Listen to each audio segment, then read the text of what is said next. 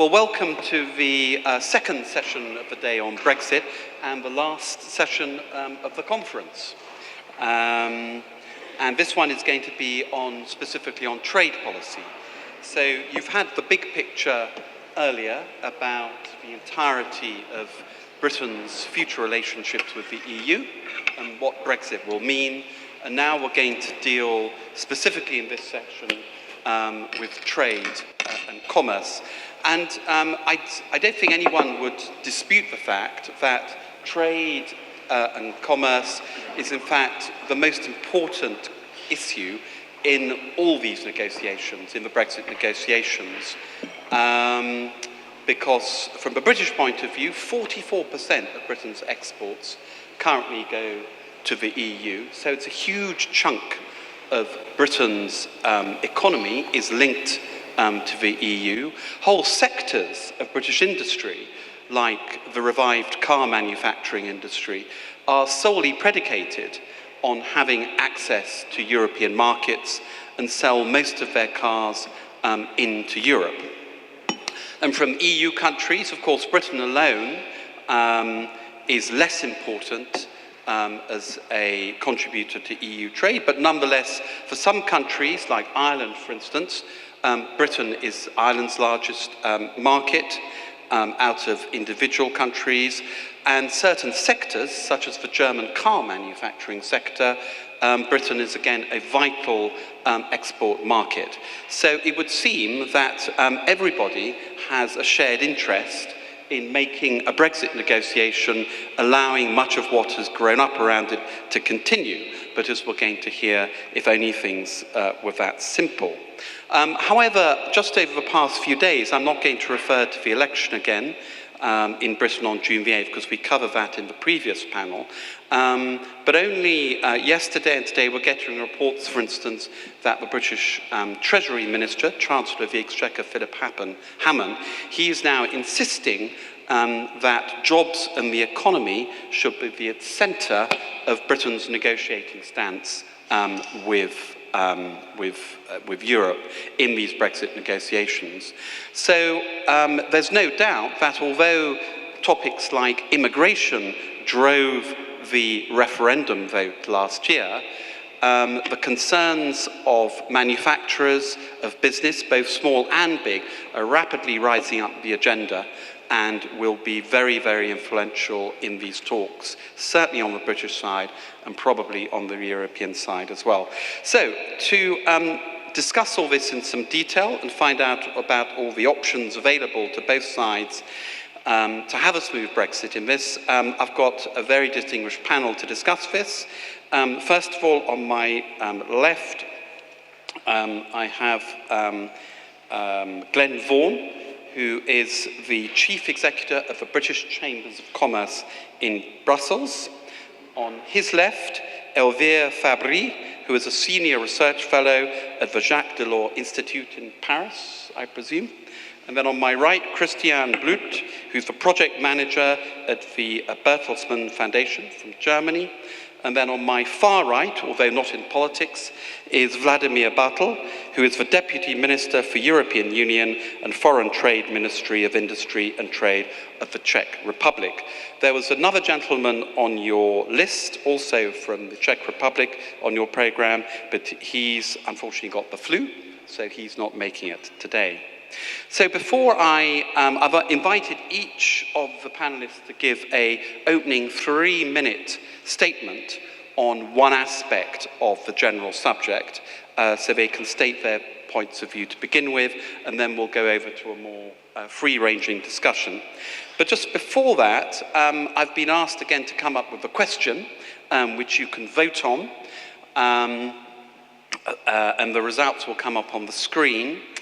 And the question I've picked is, will Brexit be good or bad for business in Europe? And that should come up on your screen at some point. So just to repeat, oh, there it is. Will Brexit be bad or good for business in the EU? So please answer that question. And then after we've had our discussion, we will go to questions, both on Slido, so it's the same routine as before. If you can put your questions on Slido, we'd be very grateful and we'll answer them at the end, and I'll also be taking questions from the floor. So without any more ado, I'm going to start off with Glenn, who's going to talk briefly about what he calls the maximalist position for British trade in these Brexit negotiations. Glenn. Thank you, Richard. I've lived in Belgium for the last 20 years. First of all in the north, in Antwerp, in the big, one of Europe's biggest ports, and then in provincial south of Belgium. Not much in Brussels itself, that kind of, with its famous bubble. To me, from there, it seems that Europe's not had a particularly good last 10 years, especially economically. Maybe there have been a few pockets where parts of Europe have done well, but most of them haven't. Some countries recovered more quickly from the economic crisis of 2007-2008. The Eurozone as a whole, I think, only reached its pre-crisis levels early last year. So it took the better part of a decade to get back to where we were at the end of 2007. To me, it seems pretty clear that none of us can well afford to inflict unnecessary damage on ourselves. And that's what this is about. That's why it's really important to me, and it's really important to the businesses that I represent, that we get the very best agreement for the future, both for, let's say, the medium term, a temporary agreement soon, and then a long-term framework that, in particular, prioritizes jobs and the economy. And obviously, I'm really pleased to see that that question is more on the lips of the key political influencers in the UK right now following our election. And I think it seriously needs to be. There's been a serious dereliction of duty, and they need to get back to that. I also think that the EU side needs to reflect on that too. I know that it's difficult on their side too. They, in particular, Mr. Barnier's team's doing a very professional job of managing the mandate which they have been given. I think that the member states need to be clear about jobs and the economy being at the top of the issue list for them too. And finally, since I did come in and listen to the last session this morning, I was listening to Stefan talk about imaginative solutions for the hard border in Northern Ireland. I'm thinking, well, maybe we should just extend those imaginative solutions to the rest of the UK. Okay, thanks, Glenn. Christian, I'll ask Christian to address another topic of huge interest and importance to business and trade in Europe, which is the transitional agreement, which I think we all know has to come. What is it, how it may come about? Yes, I mean, I think there's absolutely no way around transitional agreement. We've been talking a lot about possible long-term scenarios that would be envisageable. Base it on CETA, base it on the deep and comprehensive free trade areas that have been negotiated with countries of the Eastern Neighborhood policy, and potentially other models. But we should not forget that it took about 7 years to negotiate CETA, and the easiest of the DCFTA agreements, the one with Georgia, still took 4 years. So there's no way that within the 2-year period that the Article 50 gives us, a long-term trade deal will be reached. Any serious politician will at all costs try to avoid ending up with a no-deal situation. In terms of trade, that would mean reverting to WTO rules, and tariffs would be introduced, average about 3%, but in some sectors they actually are quite high and would cause considerable damage. For agricultural products, tariffs can go up to 18%, and that would certainly affect the British economy in a very negative way. So what needs to happen that Britain will have some sort of transition agreement at the end of the Article 50 period? Such an agreement would have to be approved by all parliaments of the present European Union member states, including the UK Parliament. So first of all, to have the offer of a transitional deal on the table, I think the European side will require a reasonable compromise on the most contagious issues, financial contributions, status of EU citizens in the UK, and the border issues we've talked about in the previous session. If that is a given, that will probably, well, any reasonable compromise on these issues will be hard to swallow for some politicians in Britain. So it will be hard to build a majority that will approve a transitionary deal with the present parliament. Maybe this is the German in me speaking, but I think the only way that can be achieved is actually to start building a cross-party consensus on at least some rough, sketchy versions, some rough guidelines on how such a transitionary deal should look from a British perspective, that it has a chance to go through the House of Commons.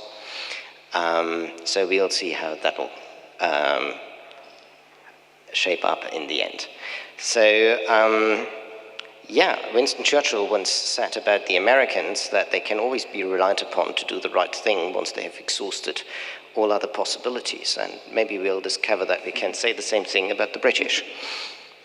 Thank you very much, Christian. And Vladimír, I've asked Vladimír to talk about, we've heard about the preference for a maximalist position from the British. Vladimír is going to talk a little bit about the joint EU negotiating stance on trade, etc., as we go into the Brexit talks. Okay, thank you very much, and good afternoon. First of all, I have to say that I think that we all agree that from the nature of the Brexit, we cannot really face two win-win situation. The only option is the lose-lose situation, and we have to really look and concentrate on that the loss is the minimized. And I think that the real challenge of the Brexit is actually the risk management of and successful risk management of how to deal with that. And we should be pragmatic really and find the best way to ensure that the UK remained as close as possible to the relations. And I have to say that the responsible answer to this challenge should aim to two interlinked goals as we see them, and this should really aim for the benefits of our citizens and entrepreneurs at the same time. And the first is reducing costs, all possible costs, and reducing uncertainty. We have to look at the situation that everyday practice shows us that any unpredictability, any business is really sensitive to changes, political and even more the economic changes. So if we look at the things which is from the point of view of European Union essential, and I think it's really important that on large agreement within EU is the consensus that the approach should be phased. The initial phase should aim to withdraw the United Kingdom from the Union, and the agreement should really provide as much clarity and legal certainty as possible. This should be actually possible from the Brexit day one. We have to know that. And just after that, only after that, a future relationship should be negotiated. And looking from the position of EU, I have to say that the basic principles of EU for the negotiations are clear. The full respect to the EU primary law and the integrity of the single market, this is the Union's top priority. This is not due to any sort of protectionism against the UK, but this makes rather an economic sense. And this brings us actually to the question at what extent it is possible to preserve the really intensive mutual trade relations. And I think that the decision to leave European Union inevitable means cost. Neither United Kingdom nor the European Union cannot avoid them. And I think that it's obvious that UK cannot get the same trade relations with the EU after Brexit. It's obvious that non-member state cannot get the full access to the single market. And the reason is quite simple. If you are not participating on the modernization of the single market, if you are not abiding the rules, then you cannot actually share the same rules as member states. And I think it's important to repeat again and again, and I think I saw over there Ivan Hodaj, who made the other day in Bratislava excellent conference about the automotive industry in Central Europe. I think the single markets, EU most assets in trade is the single market, and it should remain such. So it cannot really be functioning without the integrity and without four freedoms. The four freedoms are just indivisible in that, and we have to say that if we look at one freedom, it's actually falsify the other three freedoms. So I just stop here because I think that's the basic rules and the framework from the EU position. Thank you very much, Vladimír. Elvire, I've asked Elvire to just explore maybe some of the options for negotiating positions, the range of possibilities of the outcome for trade in these talks. Elvire. Well, I think that everybody would agree today that we are in a very more than ever confused situation, not only because we don't know if a negotiation will start next week, but also because we, until 10 days ago, the most probable scenario related to a hard Brexit scenario was one of an ad hoc FTA between the UK and the EU. We can discuss whether it would be closer to a CETA plus or to a Ukraine DCFTA agreement. What we know is that it would mean less access to the single market for the UK business. Now, with the result of the elections, it appears that we have a comeback of an additional option, which could be to go back to the Turkish model with the custom union. That would mean, however, if we put again on the table the idea of a soft Brexit, and first I think we should drop the expression soft Brexit. It would be more wise to talk about, I don't know if half Brexit, but there's no soft Brexit scenario in itself. And in the political debate, it has to be faced like that. And there's no soft scenario either for UK or for the EU in itself. But that said, it would mean then to go back on the red lines put on the table by Theresa May with the 4 red lines. It would mean that they would try to get there would be more confrontations between what we could qualify more political red lines, to put an end to the free movement of people, to avoid the European Court of Justice submission, contribution to the EU budget, face to the business interest, of course, the access to the single market. And then the idea of, if we retain the idea of custom union with the EU, I wonder whether it's not a new foggy temptation, Because the custom union in itself with Turkey, first, it concerns mainly the goods.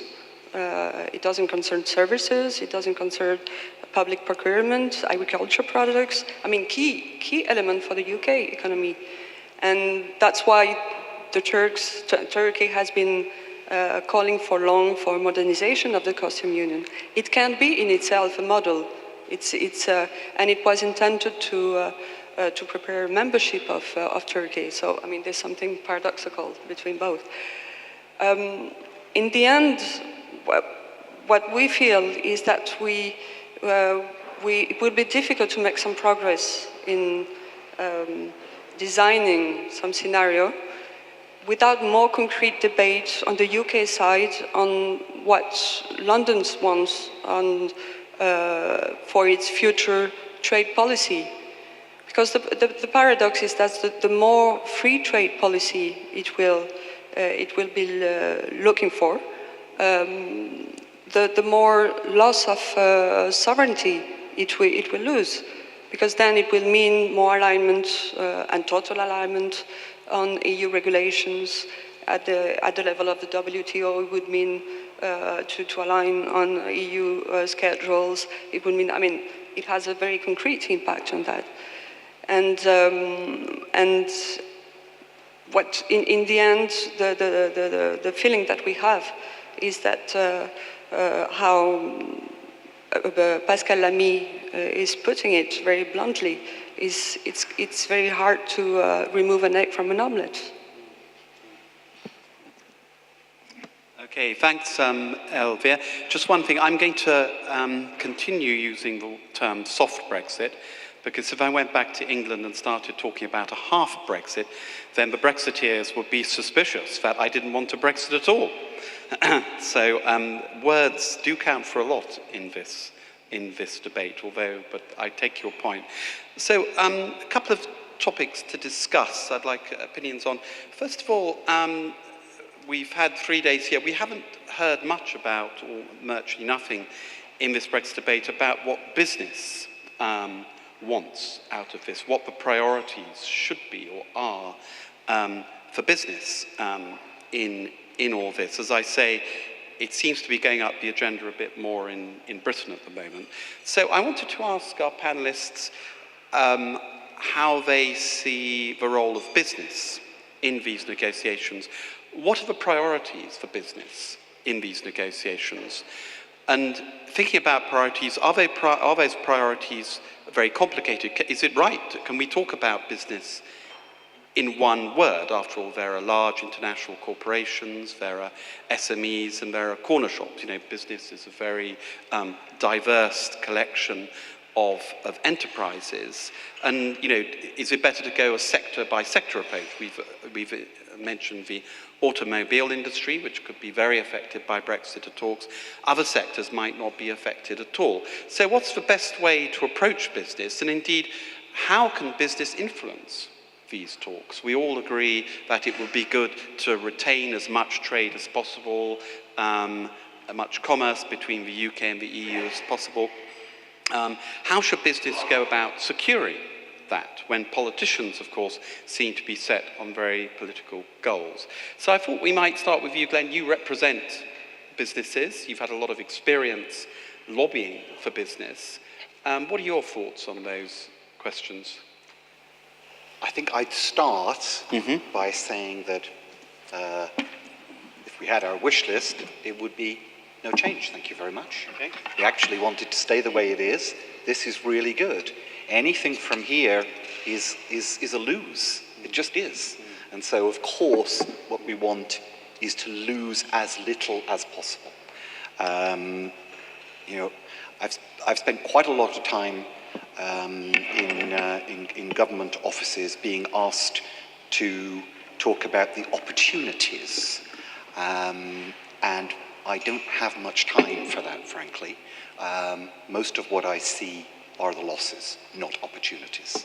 The things that matter, the things that businesses tell me frequently, and by the way, this is big and small businesses. First of all, it's people, it's talent. And So it's ironic that we are talking so often about freedom of movement being the problem, when actually, for most businesses, that's the biggest thing on the agenda.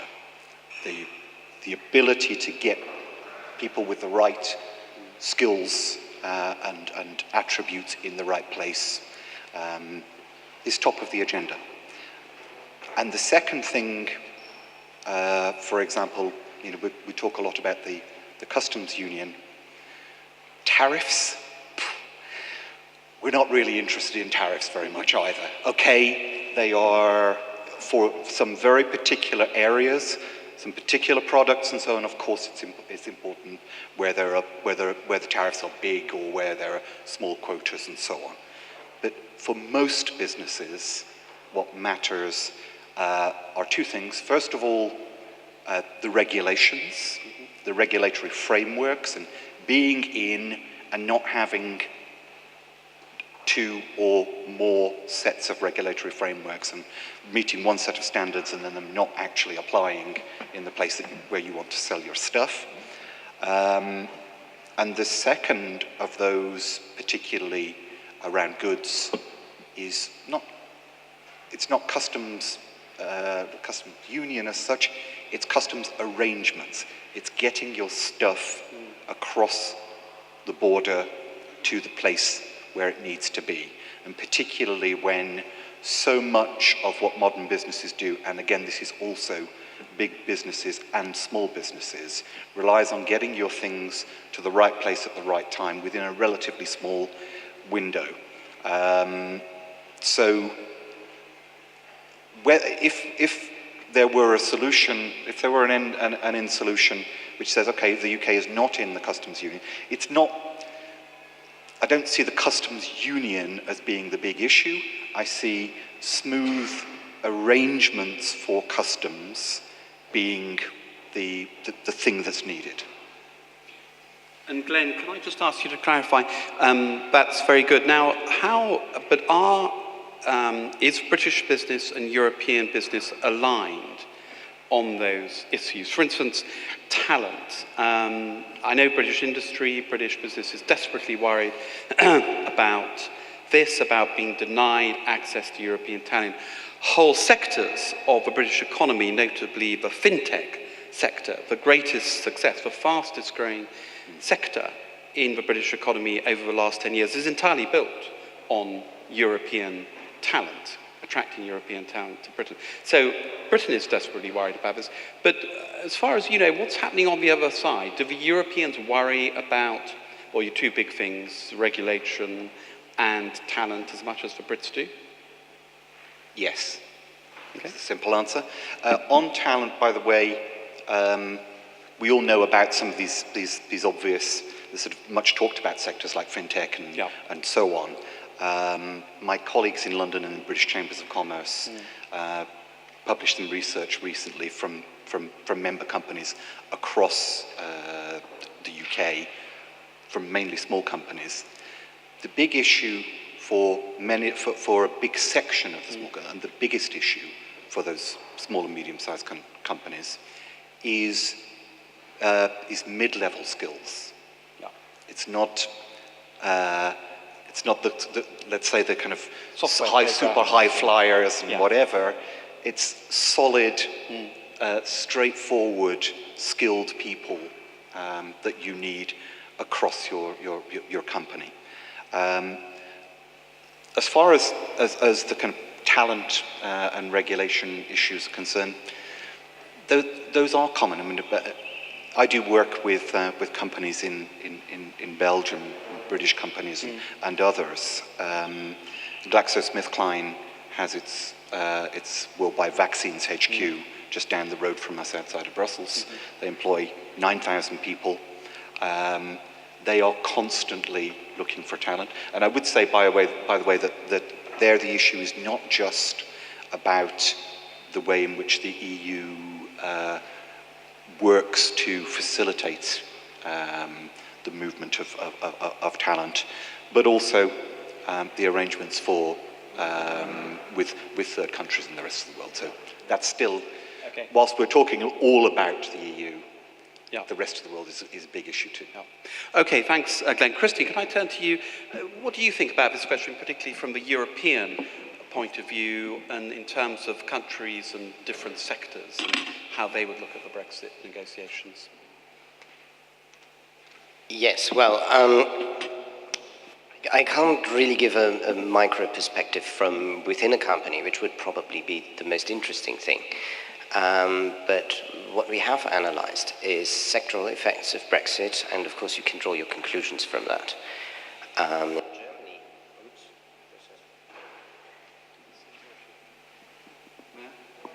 Right. Oh, no, it works again. Okay. I had my own little Brexit there. The German automotive sector is actually among those sectors in Germany that will be most heavily impacted under any scenario. You said that tariffs maybe don't matter so much because in most cases they are actually quite small and they would be in that sector under the WTO scenario. But what many people don't realize is how close-knit actually supply chains are. There are parts in a car that have traveled about 10 times or so across the English Channel before they ended up in the final car. And of course, every time it travels, there would be theoretically a tariff. So that might add up actually to quite a lot. The bigger problem is, of course, regulatory divergence. As long as Britain is member of the single market, the regulation I'll stay with the example of the car, the regulation for cars remains more or less the same. But as soon as this regulation is starting to diverge, this is causing additional costs because companies need to take account whatever new regulation the United Kingdom might introduce. And so the industries that are most impacted are those that are most susceptible to regulation.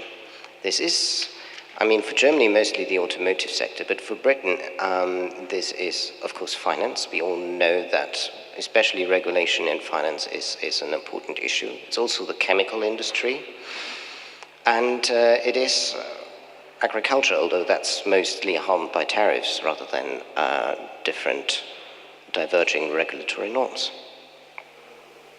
Yeah, that's Christian. Vladimír, what's your perspective on this? I was going to ask you, from the EU negotiating stance, is business and trade bodies or business lobbies, are they feeding into the negotiations? How are they raising their voices? Do they have access to ministers and negotiators in this? Well, let me first follow up what Glenn said earlier. And having 4 freedoms, I think it's ideal for an entrepreneur. And actually, when Europe is going to the directions of talking about the 5th freedom, the freedom of free movement of data, we are looking and focusing on to make as less barriers as possible. And being an entrepreneur, I fail to see, to recognize any advantage of it, to put in new barriers. And frankly speaking, Czech Republic, as well as United Kingdom, belongs to the group of like-minded groups of free traders and Brits, where really still are valuable partners in that group. And now we are looking at to focus on to make some barriers. This is a unique and new approach, and again, from point of view of entrepreneurs, and not just European, but from United Kingdom as well, I really fail to see any advantage of that at all. If you look at I completely share what Christian said, the same as in Germany, the automotive industry is for the Czech Republic, for the bilaterals, extremely important. 1/3 of Czech exports to United Kingdoms are automobiles and all automobiles parts. And I think that, again, the strong regulatory mechanism should be really applied. Otherwise, if United Kingdom start to drift away from European regulations, it'll cost enormous on both sides. And not just on both sides, actually, because there are third countries and corporations. Again, absolutely true, the parts are traveling back and forth, another burden. So being a company, and well, the big company can sooner or later figure out how to go around, make some optimization, but SMEs, that would be just pure nightmare of how to deal with the newest burdens. And at the moment, your questions, how the business is approaching us, etc., they have no idea. We don't know what will happen. After the elections, it seems that the Brexit will not be as hard as it seemed. Maybe the old Brits are not sharing the idea if it was presented. I remember when we discussed it a month ago with Excellency Jane Thompson, the ambassador here. She said the most probably approach to Brexit will be off shelves. It will be nothing like so far, no Norwegian, no Swiss approach that will be completely unique. Okay, but we have to see what approach that will be, because at the moment we are in a dark room with 12 doors, and we really don't know where to move, and I don't actually blame the entrepreneurs. They are just waiting for knowing, to reducing the unpredictability, reducing their cost, and they just need to know the rules. And until we know what's on the table, we cannot advise to our entrepreneurs zero. Okay, that's clear, Vladimír. I just want to press you, though, on your opening remarks. Now, you insisted, as European ministers and diplomats do, that in these negotiations, the 4 freedoms are sacrosanct, and you've said quite rightly that they are intimately linked to the single market, which is, the primary economic entity of the EU, which I must say Mrs. Thatcher had a large say in constructing in the 1980s. But you also said that nonetheless, you used the word pragmatic, that Europe nonetheless had to be pragmatic in these negotiations. So how can you reconcile insisting on the 4 freedoms, and you've just added a 5th, maybe digital freedom, and being pragmatic at the same time, if you are going to, as we've all agreed here, retain as close trading links with Britain as possible, because that's to the benefit of everybody? Well, again, it depends on what UK wants. We don't know. Do you? We don't.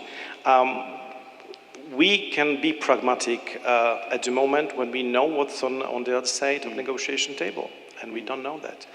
We want to be pragmatic, and I think that's the only approach, because for sakes of both sides, we need to get as close relations as possible. That's not for the business, that's not only for citizens, that's for the relations, and in any case, the UK will be the most important trading partner for EU. Yeah. So obviously, the approach should be pragmatic, and I have to say that when I saw the task force built in Brussels, for me, for example, the guy who is responsible for trade negotiations, the full member of Trade Policy Committee from Spain, absolutely full, committed, great, involved person who, as I know him as a fellow full member, will be not looking to obstacles, will be looking at how to ease the things. So I think it's necessity, it's the imperative of the era. We have to be pragmatic, but we have to first know what we are facing to. Okay, Elvire, what's your perspective on this question of business priorities, and particularly how can business try and make these negotiations primarily about their needs, necessities? Well, I think first I would like to go back on the question of regulation. Yeah. Of course, it's in the interest of the British business to stick closer to the EU regulation. And I think there's an additional perspective that we have to keep in mind, is that, as you were mentioning before, tariffs are an issue, not the only one, and maybe a minor one if we keep in mind that the real challenge for the next decades in terms of international trade will be linked to non-tariff barriers and all what we've been discussing in the TTIP negotiations about mutual recognitions, harmonization of regulations, and that will be the main challenge for the next decades. And sticking to the EU regulations at least would ease what will be a very complex process of mutual regulations in bilateral negotiations. Now, if we go back to the interest of business, I don't know if we can clearly put, and if it's really useful to put a hierarchy between sectors and between, because if we take, of course, Christian mentioned all the issue about value chains, and they are very intense in Europe, and maybe car companies have been lobbying more loudly than other sectors because they would be very particularly targeted. So for goods, I mean, all the manufacturers are concerned, and they are exposed to some potential increasing global protectionism. So at least to keep the access to the EU market will be key, because it will be harder to negotiate with third countries. But then if you take the agriculture sector, the UK is importing a lot of agriculture products. The agriculture sector needs to export and needs to keep really an access to external markets. And then if we consider the service sector, it's a very offensive sector for the UK, and there's strong potentials of development in the coming years. So it needs to be a very strategic. I mean, there's some very strategic issues for the service sector. So I wonder whether we should really try to do a hierarchy. Talking about the way business has handled the last year discussions, it seems that maybe they have been quite discreet in the political debate, and maybe waiting to see what could come, what could be the perspective at the end of the 2 years of negotiation.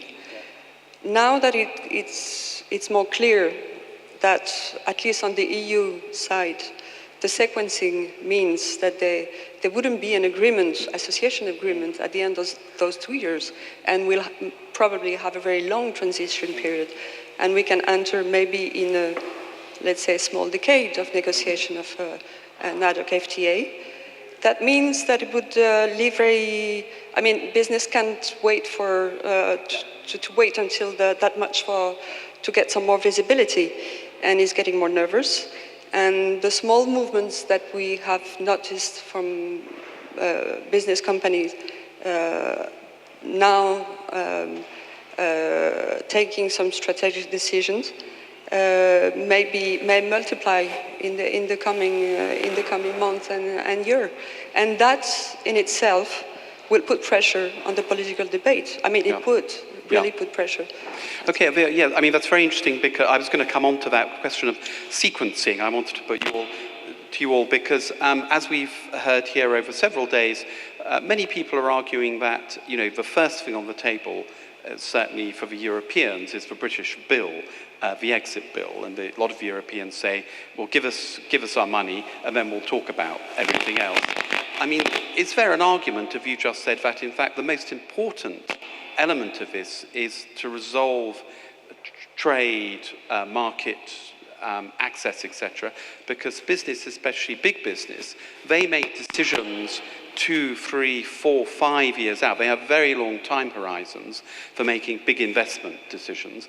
Keeping them hanging around for 3 or 4 years, i.e. the 18 months left we have for 2 years worth of negotiation, then probably the transitional deal. And then we'll probably have a couple more British elections sprinkled in between all this, which will drag it out even more. I mean, is there a good case for getting on, for front-loading the trade negotiations, getting that settled, and then going off onto the other stuff, which is much more political. What do you think? Christian, maybe I could turn to you first on that. Let's suppose for a second that actually negotiations would be conducted in a simultaneous manner and there would be no sequencing. Mm-hmm.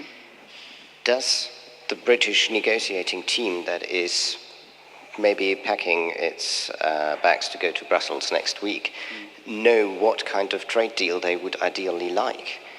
I think the hung parliament makes it much more difficult to know what would be the cornerstones of any trade agreement.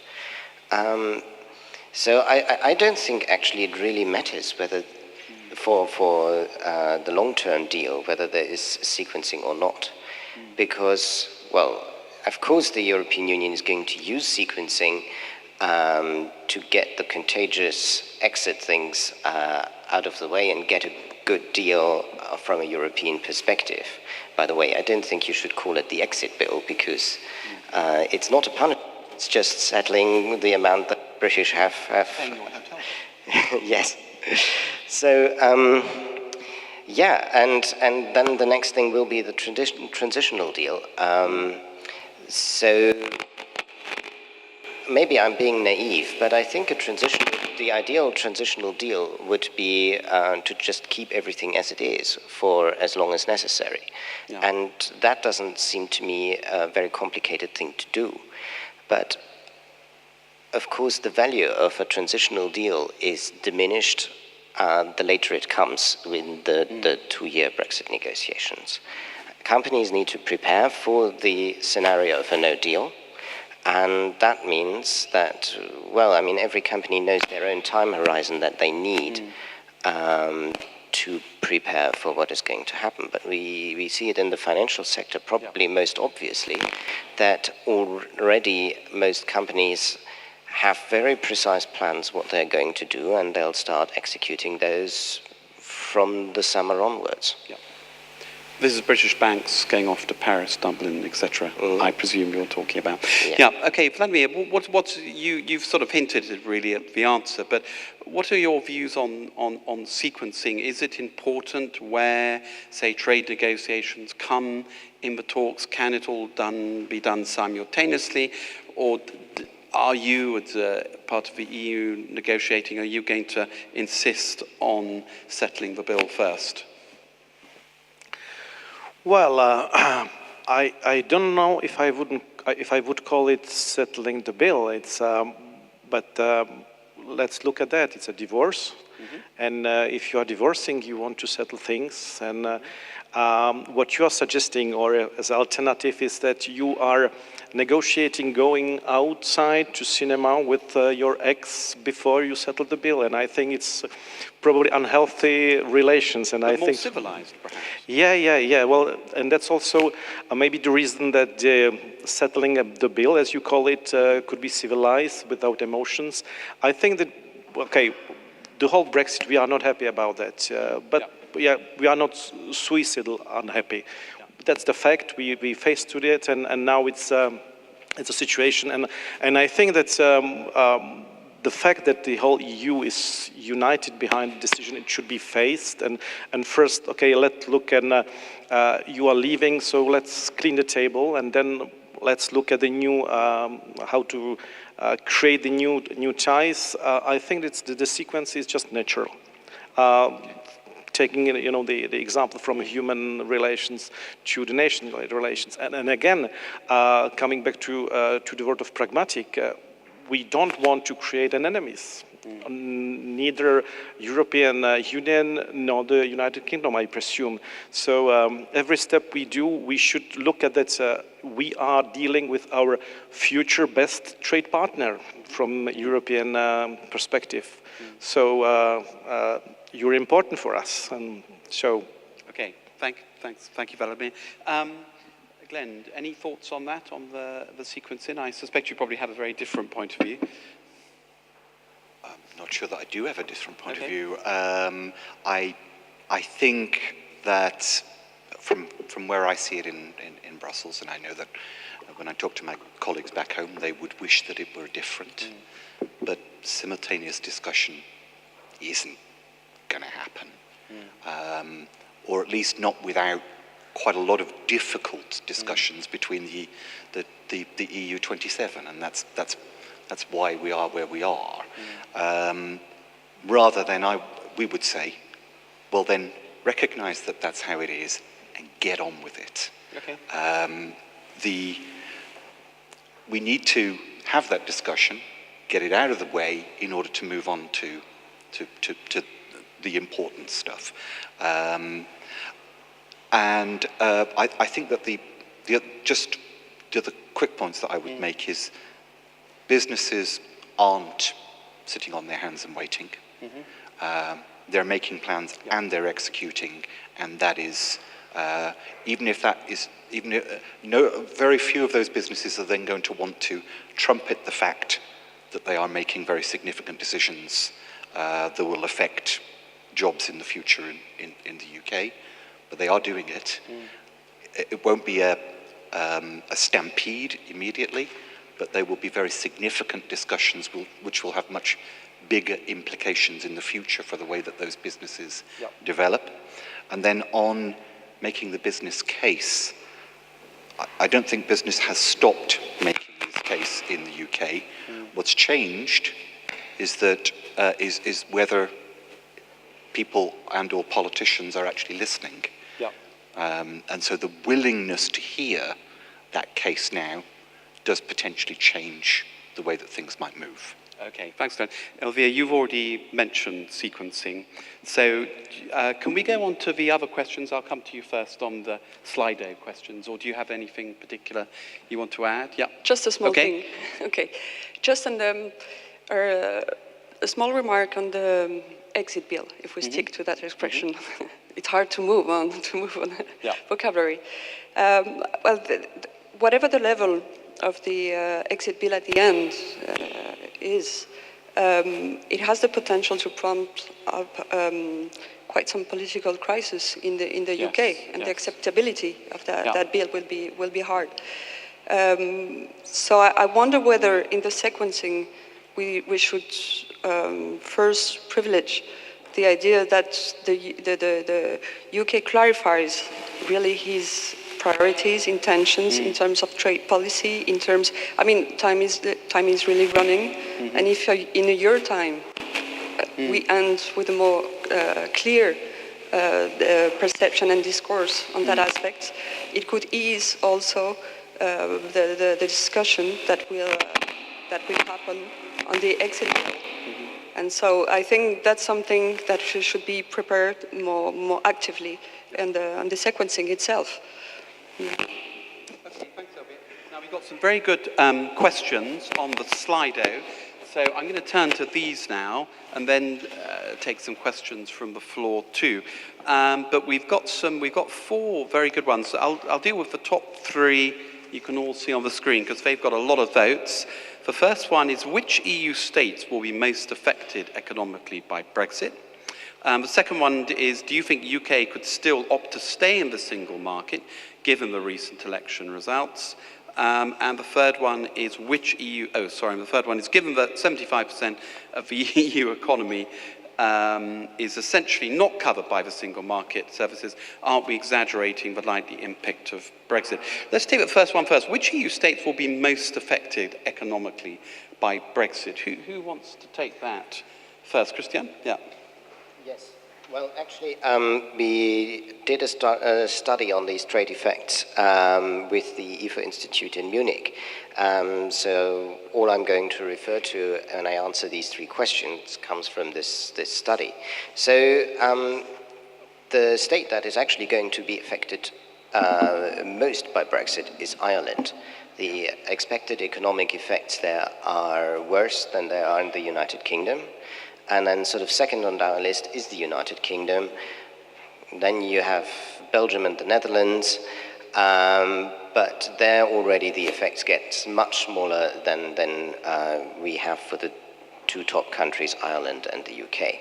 To give you a rough figure for both, and I mean for Ireland it's slightly larger, but for both countries, the expected lower long-term growth is something like 3% less.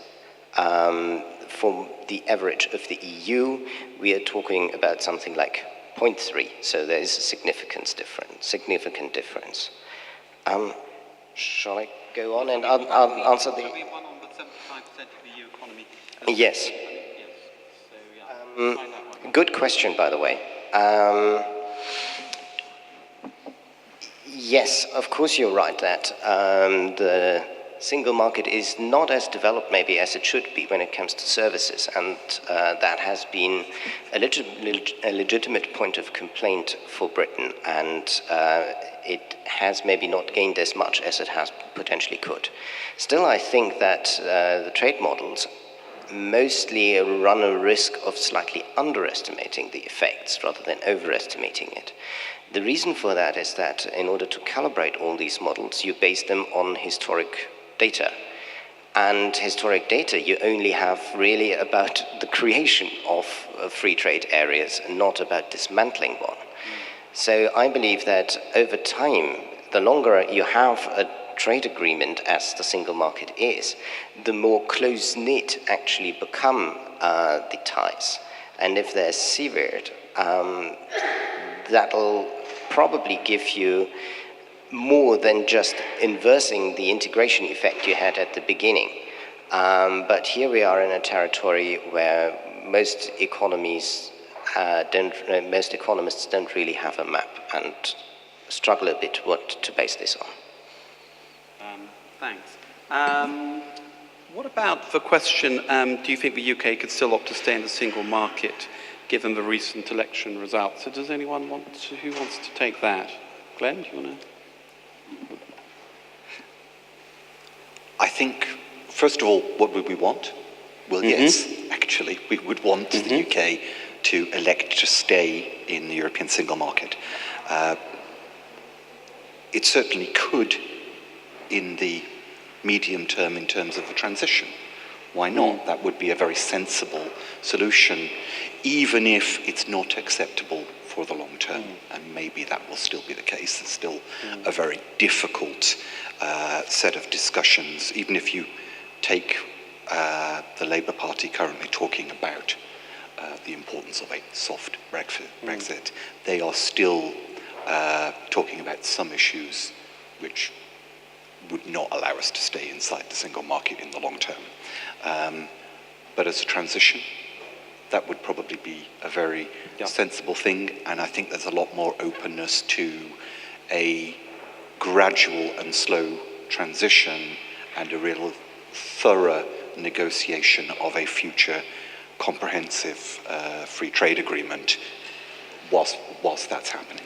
Yeah. Elvire, do you want to comment on either of those or the single market one? Well, I think the idea to remain, to go back on the Brexit vote remains a taboo. And when I just read yesterday a declaration of Kenneth Clark saying that there was no perspective for that scenario. And if he himself is saying that, I think it has quite some weight. I think it was interesting to have a declaration from Macron, from Schäuble, from Juncker, saying the door remains open. And in the sequencing, if we wait too long, we know that would be more complex. I personally wonder if in the end Brexit is just feasible, because it's, we've got the political level, we've got the different levels, but the technicality of the Brexit itself is just a nightmare. And when you see the assessment made by the AFT a couple of days ago, that there would be more than 750 agreements, international agreements, that the UK needs to, and not only trade, but transport, everything on the different levels, needs to renegotiate. We're not talking only about human resources, and but it is, along the way, we will see that the feasibility But if it's not feasible, what do you mean it could not be feasible? What is the alternative? It has to be feasible, doesn't it? it has to be feasible, but in the end, there may be, depending on the impact, I mean, if we have a very, depending on how we handle with the transition period, if the idea of the transition period is to keep it simple, even if it's long, then it wouldn't impact that much. It would artificially not impact that much the business and maybe the British economy. But then the difficulties that would be faced along the negotiation itself, and not only with the EU, with third countries, with at different levels, we'd maybe just get to the point where there could be some new political discussions, and depending on the evolution, domestic political evolution in the UK also, restructure of political balances and within the parties, and many things can happen. So you mean Parliament might decide? Because of course, the thing to remember in all this is that Parliament is sovereign in Britain, not the referendum vote. The referendum vote was advisory. Yeah. So you also know what might be that Parliament would just decide in the end it was all too difficult, and Parliament would vote to renege on starting Article 50, and the whole thing would be over. Yeah, but I think we have to not stick to the 6 months, 1 year, 2 years. Oh, sure, yeah, no, I mean, you go for 2 years, but what we're envisaging is it going way beyond 2 years anyway. Yeah. Another question there is, another good one. Will the EU 27, where's that one gone? Can you see these, Vladimír? Will the EU 27 stay united in maintaining that the 4 freedoms are indivisible? Some member states might want to limit the freedom of movement of workers. Now, the British, having run an empire for 400 years, became very good at divide and rule. That's how they ran their empire. So this has come up here once or twice. You know, is there a possibility of the Brits picking off a couple of countries? Because, you know, some member states, say Denmark, for instance, they are much clearer traditionally to the Eurosceptic view of Europe than, of course, a country like, you know, Germany or France. So will the EU 27, can they stay united as all these basic principles are tested, as they will be during these negotiations? And does that afford some wiggle room for, say, British negotiators in the Brexit negotiations? Vladimír, do you want to address that? Well, first of all, I would like to come back to the previous 3 questions, because I understand what Christian said, and I think it's obvious the most affected country, and also the question of 75%, etc. To be precise, to answer that, I think define Brexit. Without defining Brexit, I cannot really, answer that with 100% certainty. The other question about the will still be able access to the single market, I think there's the answer quite clear. The extent of access to single market is directly proportional to the extent of the commitment to shared rules and the willingness to respect them. If this is fulfilled, then yes, you're welcome to stay with us on single market. And the last question here, a good one. You know EU longer than the Czech Republic. You know that it's if you put 27 or 28 nations to one room, you can get 35 opinions. On the other hand, I think that, and I am positively surprised that when I faced in Trade Policy Committee and other meetings and encounters in Brussels, I do understand that indivisibility of our freedoms is something which is rock bottom. Of course, that could be different feelings for one or another freedom from Scandinavia, from Baltics, but. Sorry, just to interrupt. I mean, it is clear from the British side that the single breaking point in all this is specifically the free movement of labour. In fact, I would go so far as to say, that's what the referendum vote in Britain entirely hinged upon. Only that. So the question then for British negotiators is that, if there was wiggle room on that, then probably everything else was possible. That will be the British position. Well, again, this is speculation, and we will be happy to have clear messages. So I know that for Brexiteers, or how you call that, that was the essential things, that was the important thing. It's really a pity that for that one, we are sacrificing much more. We're sacrificing the unity we had, or we still have in EU. But I do understand that if you look at that, if we sacrifice this as a cornerstone of EU, which I still think that these four principles, these four freedoms are necessary to fulfill them not only as a principles but in practice. And again, the full exercise of one freedom necessarily reinforce the three others. So again... and yet the EU was prepared to give David Cameron some concessions on exactly these four pillars in the negotiations he had with the EU just at the beginning of last year. Again, I think this is a slightly different situation, and again, if we are back in time, which only Schwarzenegger can, as we understood, we can maybe change the situation, and we can maybe look at the time. At the moment, I think that what is basically good that the EU is united behind this for freedom, indivisibility, and I think that's I think that it's necessary to keep on that. Okay, thanks, Vladimír. So we're going to go over to the audience. We've just got 10 minutes left, so I'll just take some questions from the audience. If there are any questions or comments on, yes, gentlemen here. Yes, thank you very much. Ivan Horac from the former Secretary General of the European Automotive Industry. It's interesting to listen to this debate because most of it is obviously speculation. A technical remark on the regulatory framework for the car industry that can be dealt with in the WP29. I cannot imagine that the UK would leave the WP29. The tariffs in the car sector are very high, 10%, so for the car sector the tariffs are very important. Now, two questions.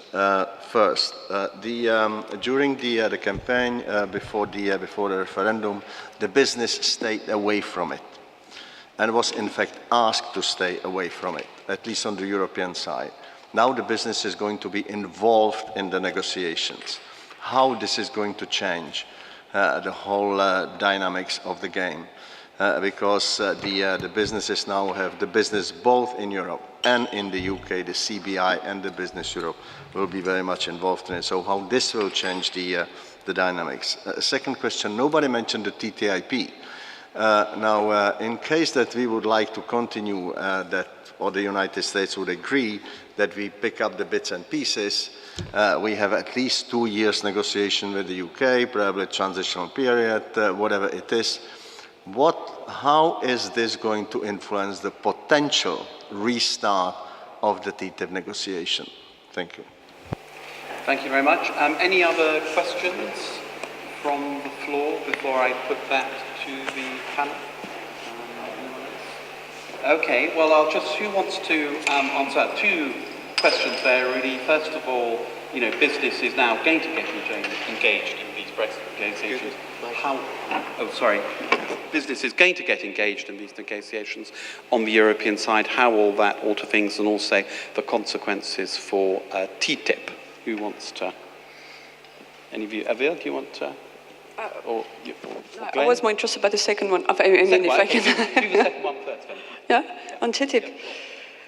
Well, I think that on the European side, we're quite surprised by the willing in Washington to potentially relaunch those negotiations. We're quite astonished. and that the EU is not ready for that.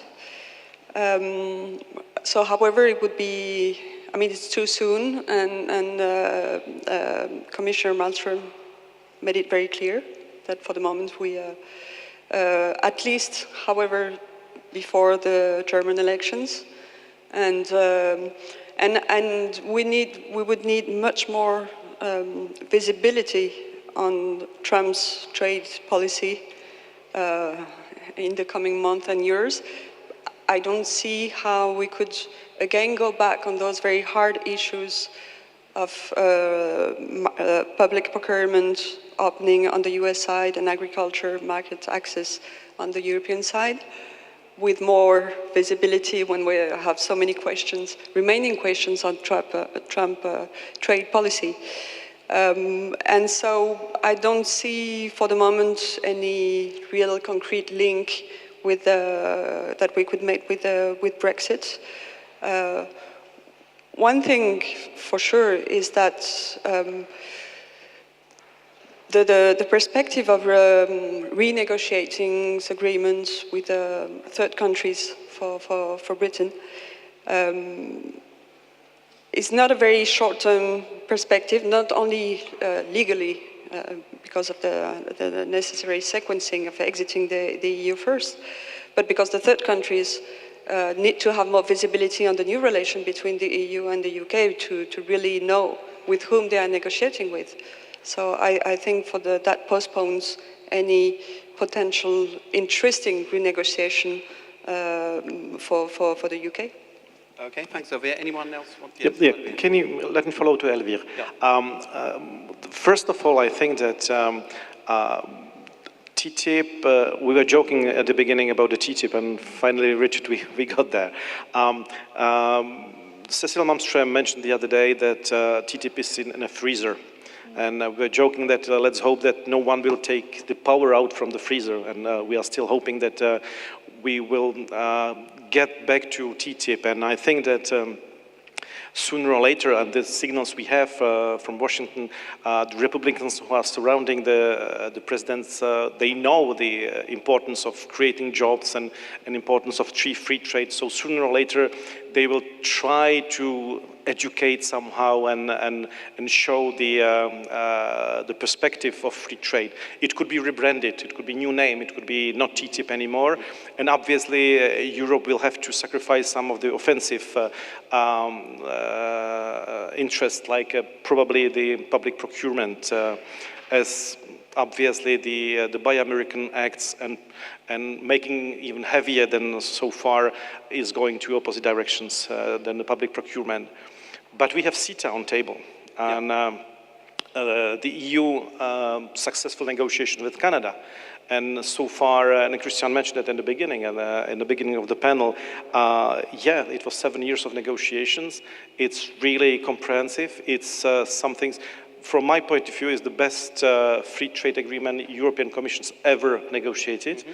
And since the Canadian already approved that, we can, I think, starting in 1st July, start the provisional application of that. And so this is something where obviously United Kingdom is participating. Mm-hmm. And now we have to look at the sequencing, and we have to look at how the Brexit, once being shaped somehow, will continue, and then we will look at the probably renegotiating trades, of course. But TTIP, obviously, is something Europe needs, and the United States needs that as well. We will look in the future if it will reappear with a new name, rebranded, somehow reshaped.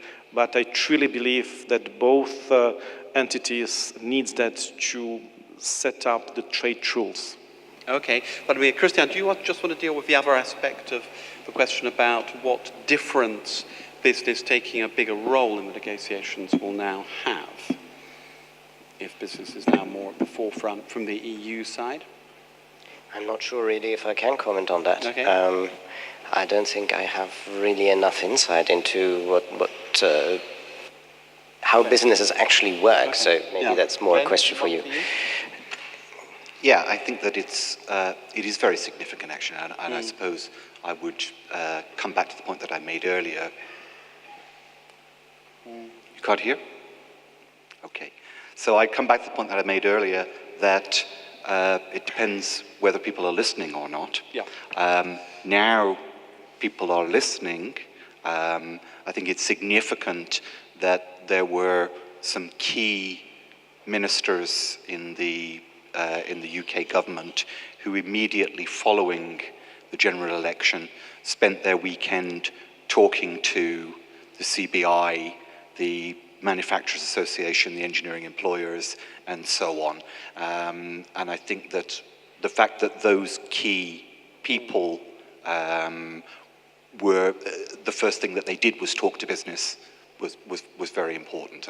And I think that it feels to me like there's a real movement that will change the outcome there. Just a point on tariffs, by the way, though I may have been slightly dismissive about tariffs. For very particular industries, it's important. My point was, if we can't agree on tariffs, we are really screwed. Okay, we'll leave it there. Thank you very much. Just before winding up, because we've come to the end of our time, we can return to the question that I asked at the beginning. Is the poll up? Can we have it on the screen here? Because we can't see it on the... right. Vladimír will have to tell me. May I have a results. question to audience? If those behind 16% who consider having Brexit as a good reflections to business, can you explain? I'm really puzzled. What that could be good for business? And if there is really something positive about good, I really want to know. Good. So can you just read me the result, Vladimír, because I can't see it? I think it was 84% was that the influence of Brexit to business is bad. Would be bad? Okay. If I looked, and 16 is that it will be influencing good. Okay. And I'm puzzled about the 16%. I'm looking at the 16% brave. Right. Well, after this session, can the 16%ers seek out Vladimír and explain their views over I'll be much tea. obliged. Thank you very much. So we'll have to wrap up the session now, which was very interesting. I think we covered a lot of ground there, and I hope it's provided you with some insight into the most crucial bit of the Brexit negotiations. So thank you very much to the panel. Thank you.